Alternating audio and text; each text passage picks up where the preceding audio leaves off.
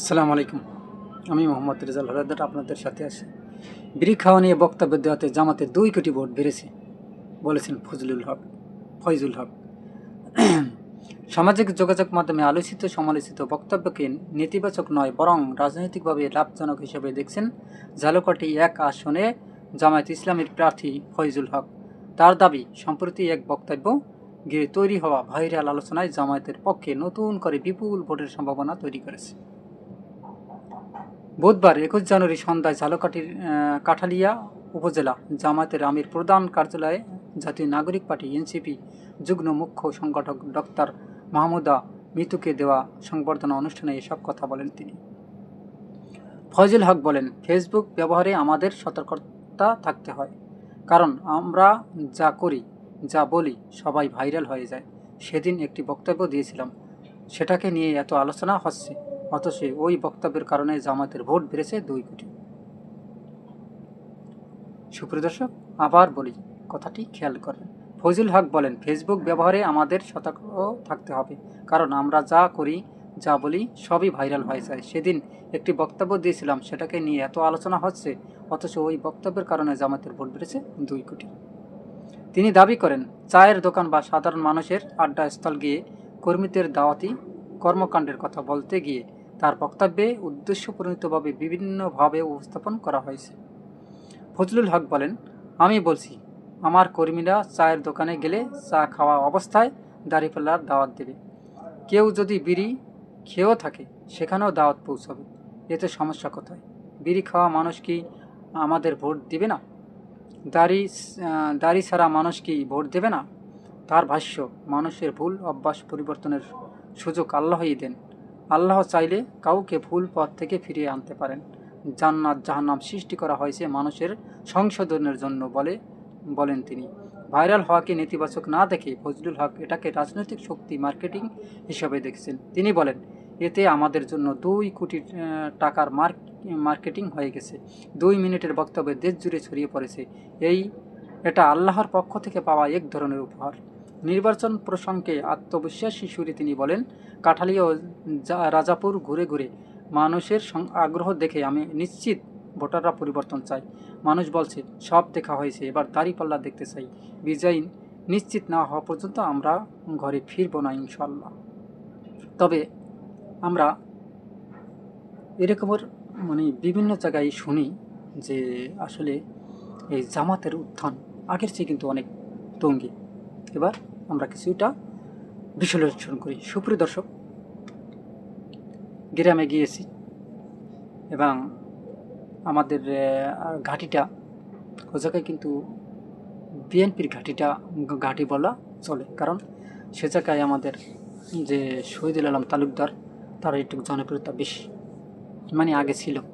আমরা দেখেছি যে আওয়ামী লীগের টার্মে 7বার এমপি হয়েছেন আপনার আসাম ও ফিরোজ। তারপর কিন্তু শহীদুল আলমের একটা জনপ্রিয়তা ছিল। কিন্তু আশ্চর্যের বিষয়, এবার গিয়ে দেখলাম যে ডক্টর মাসুদ একদম নতুন।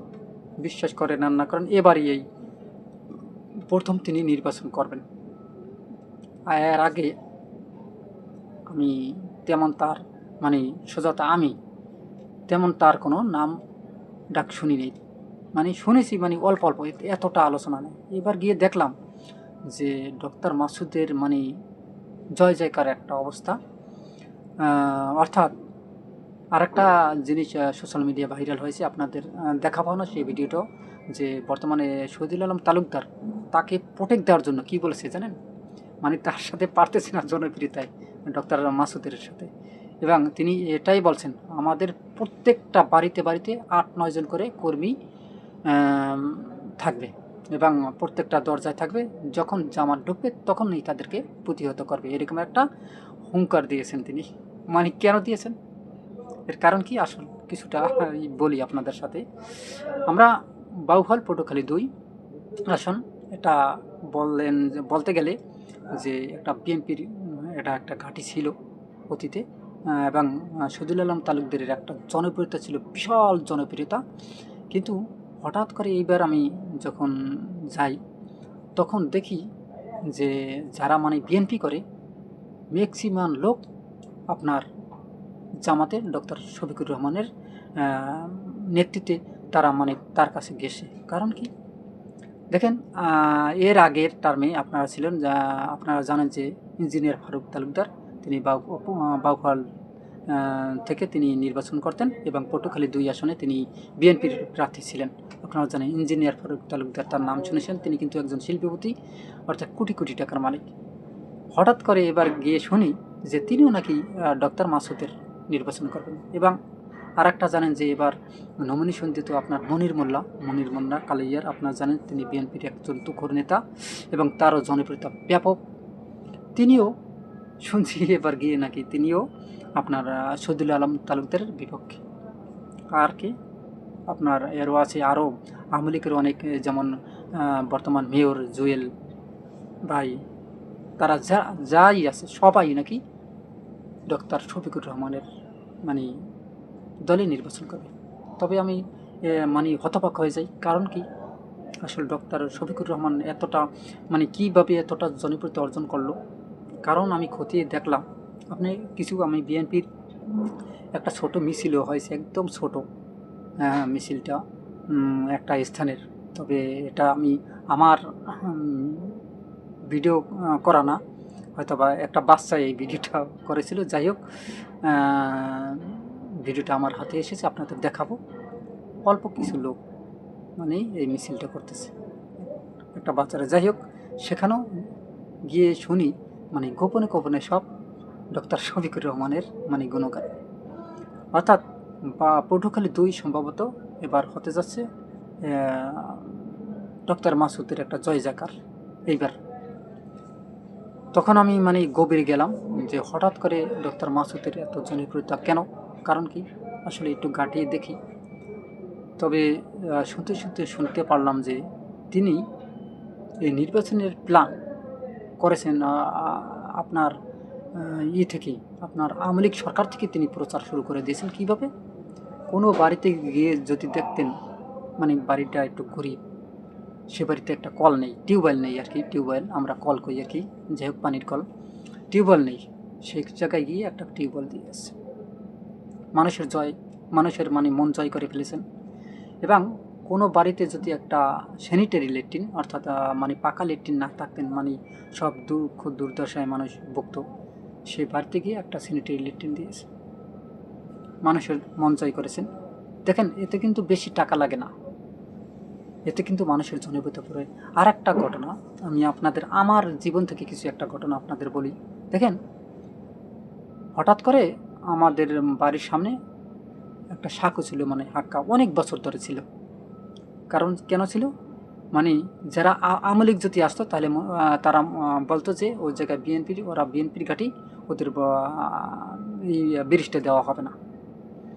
এবং বিএনপি আসলে বলতো না, ওই জায়গায় আওয়ামী লীগের ঘাঁটি, মানে ওই যে আমাদের পাশে একজন সহসভাপতি ছিল, তিনি আওয়ামী লীগের ছিল, ওই জায়গায় ব্রিজ দেওয়া যাবে না। এই ঠেলাঠালিতে পরে বিগত বছর ধরে কোনো ব্রিজ ওই জায়গায় দেওয়া হয়নি। কিন্তু ওই রাস্তাটা খুবই জনপ্রিয় এবং অত্যন্ত জনপ্রিয়।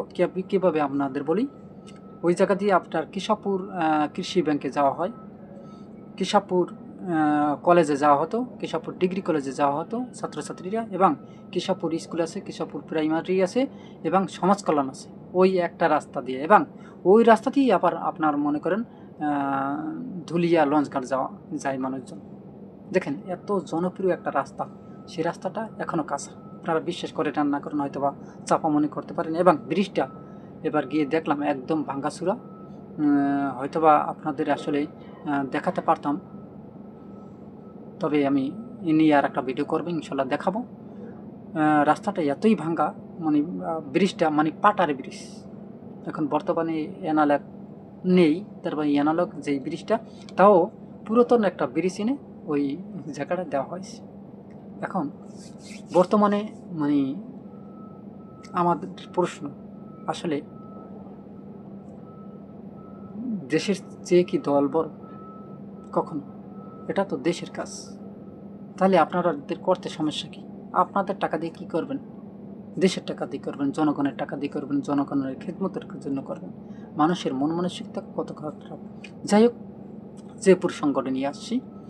এবার গ্রামে গেলাম, গ্রামে গিয়ে দেখলাম যে বিএনপির ঘাটের ভিতরে অনেক লোক বলছে যে না, আমরা অনেকবার আওয়ামী লীগের নৌকায় ভোট দিয়ে দেখেছি, অনেক আপনার এরশাদকেও দেখেছি, বিএনপিকেও দেখেছি, সবাইকে দেখেছি, দেখি একটা নতুন ধারার একটা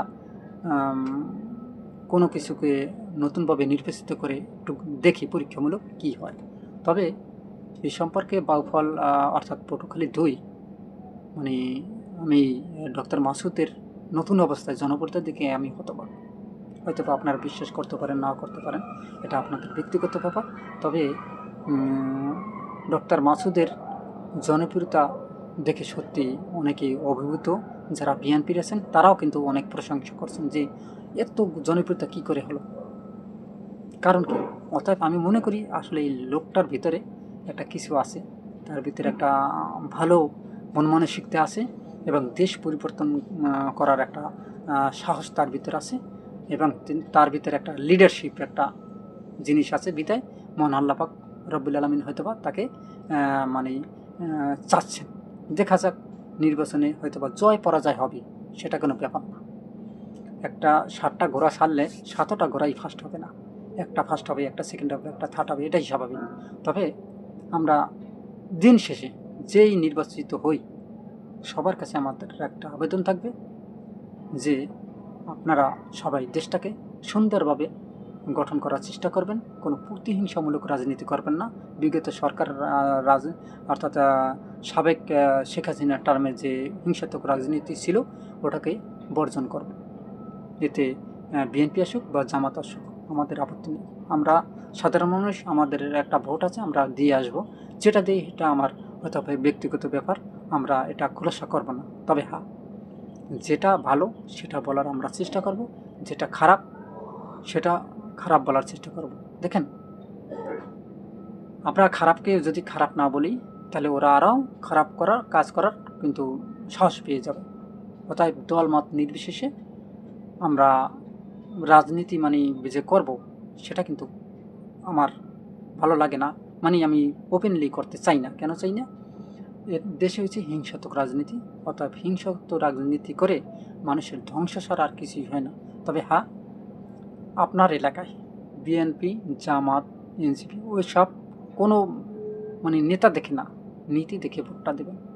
যে ব্যক্তি ভালো, যার নীতি ভালো, যিনি মানুষের সেবা করবেন এবং মানুষ যার দ্বারা উপকৃত হবে তাকে ভোটটা দেবেন।